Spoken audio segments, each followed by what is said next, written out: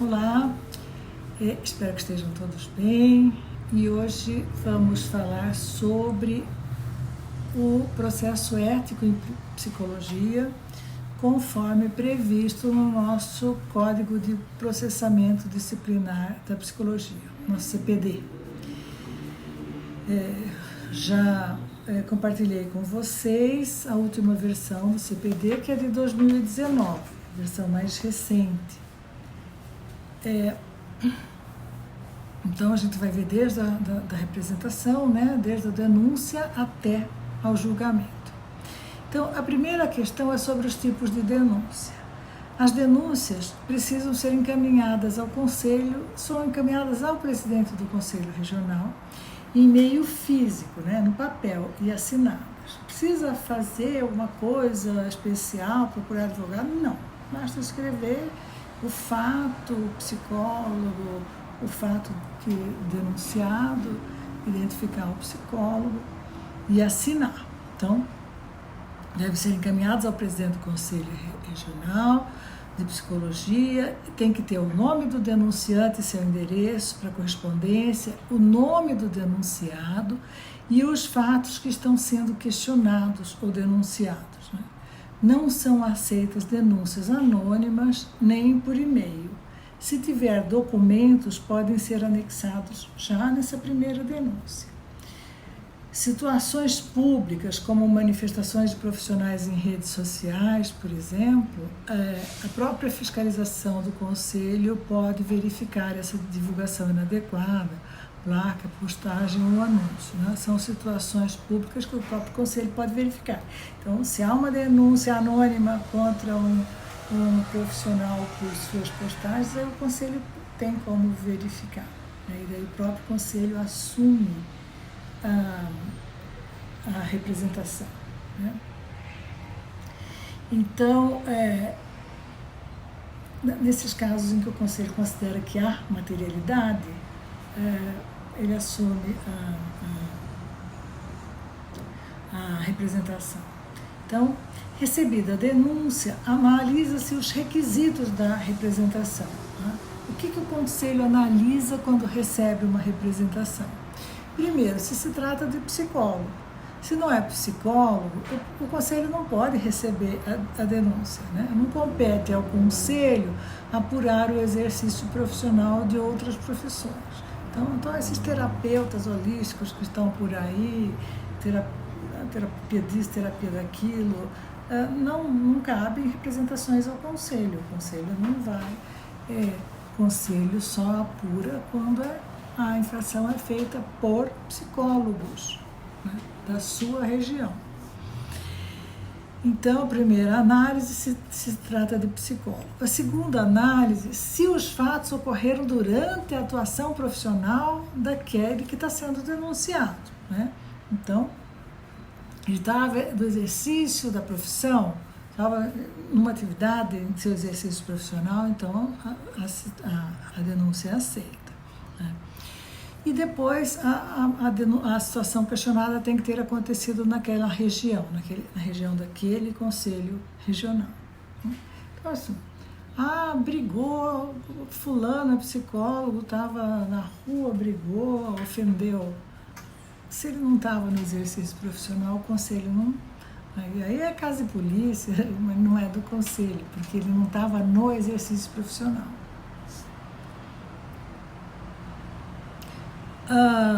Se o psicólogo comete infração ética em outro estado, esse outro estado é o órgão competente para analisar a conduta profissional.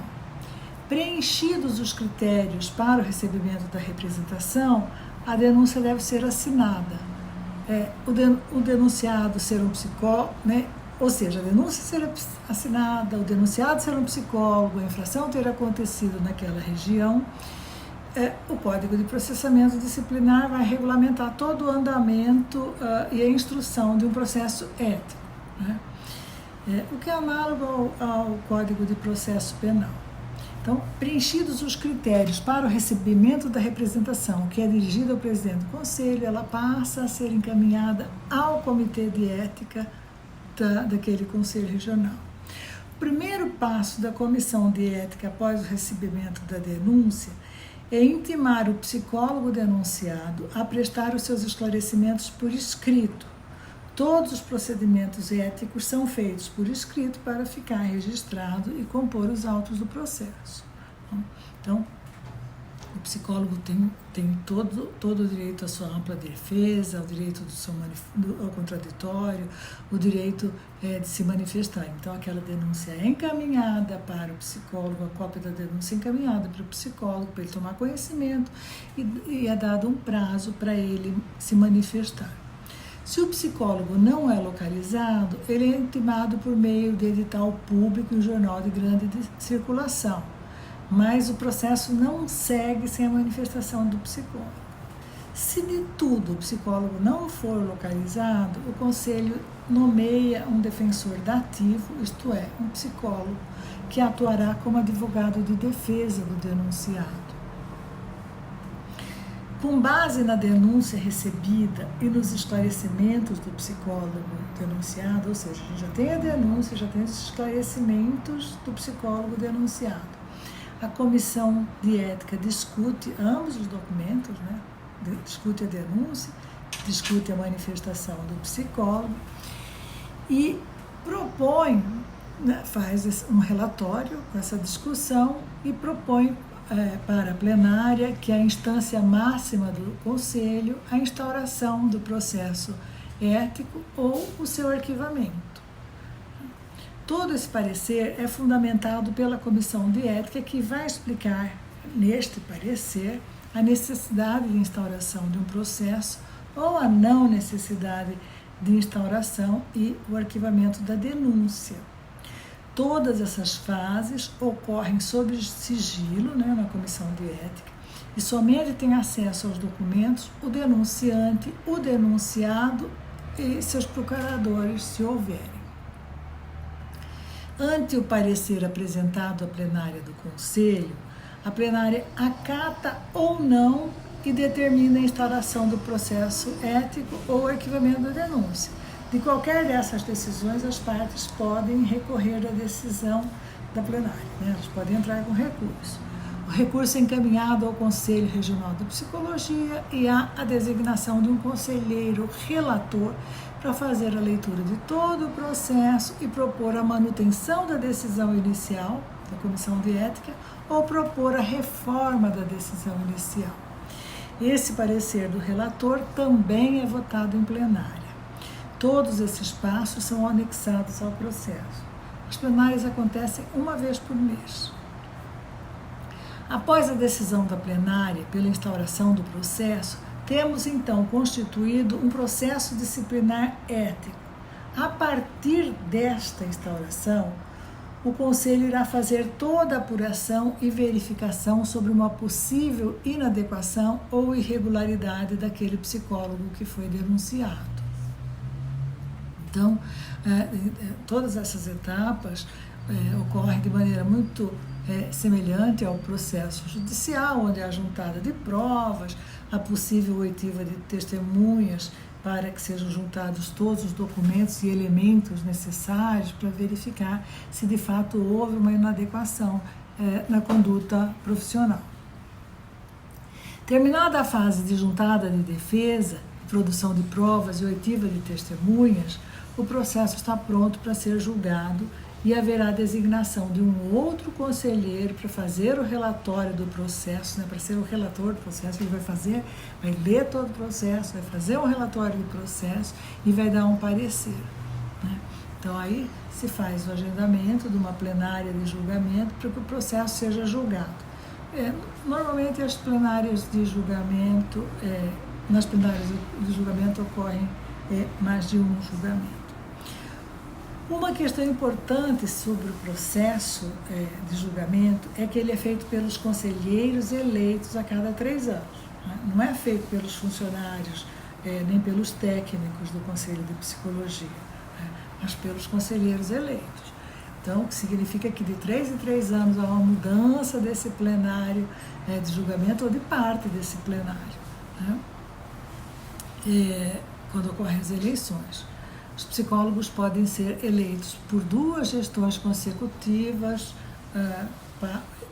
tendo que dar um intervalo de pelo menos uma gestão para se candidatar novamente. Eu já fui conselheira 4 vezes, 2 gestões, depois de um intervalo, mais 2 gestões. Atuei também no Comitê de Ética. Tanto o Código de Processamento Disciplinar quanto o Código de Ética da Psicologia não tem uma equivalência entre infração e penalidade. Tantos anos para isso, tantos anos para aquilo. Não. A gente tem apenas 5 modalidades de penalidade. A primeira penalidade é a advertência, e ela ocorre em caráter sigiloso. O psicólogo é chamado ao conselho, é realizada essa advertência e o psicólogo assina essa advertência. Ninguém mais precisa ficar sabendo. A segunda penalidade é a multa, mas aqui no Mato Grosso do Sul a gente não aplica, o CRP 14 não aplica a penalidade da multa, não aplica a multa. A terceira é a censura pública, que é uma espécie de advertência, mas é pública. Essa censura é publicada em jornais de grande circulação, é publicada nos meios de comunicação do Conselho de Psicologia, no site, jornal, etc. Se o psicólogo trabalha em algum lugar específico, seja público ou privado, a censura também é publicada em seu local de trabalho. Não são relatados os fatos, só fala que está sendo aplicada uma censura pública, nada mais, né? Nenhuma informação a respeito da razão. A penalidade maior, além da censura pública, é a suspensão do exercício profissional por até 30 dias. Suspende-se, né, o exercício profissional. O psicólogo fica vedado de exercer sua profissão por até 30 dias. E a última e mais severa punição ou penalidade é a cassação do exercício profissional. Né? O psicólogo fica impedido de exercer a profissão, ele perde o seu registro profissional. Essas 2 últimas penalidades, que são mais severas, necessariamente precisam ser ratificadas pelo Conselho Federal de Psicologia. Ainda que não exista recurso das partes, ainda que o psicólogo não reclame da penalidade ou que o denunciante não reclame porque achou pequena, seja quem fez a denúncia, seja o psicólogo, mesmo que eles não se manifestem, não entrem com recurso, ela precisa ser referendada pelo Conselho de Psicologia. A suspensão do exercício ou a cassação tem que ser referendada pelo Conselho Federal de Psicologia. Então, essas são as etapas, de modo geral, essas são as etapas do processo ético e dos procedimentos relativos ao processo ético, né?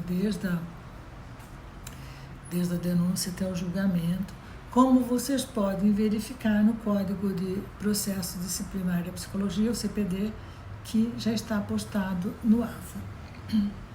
Todas essas etapas são registradas em atas, termos ou decisões e ficam sempre dentro do processo para que o psicólogo tenha acesso a tudo o que circulou no andamento do processo.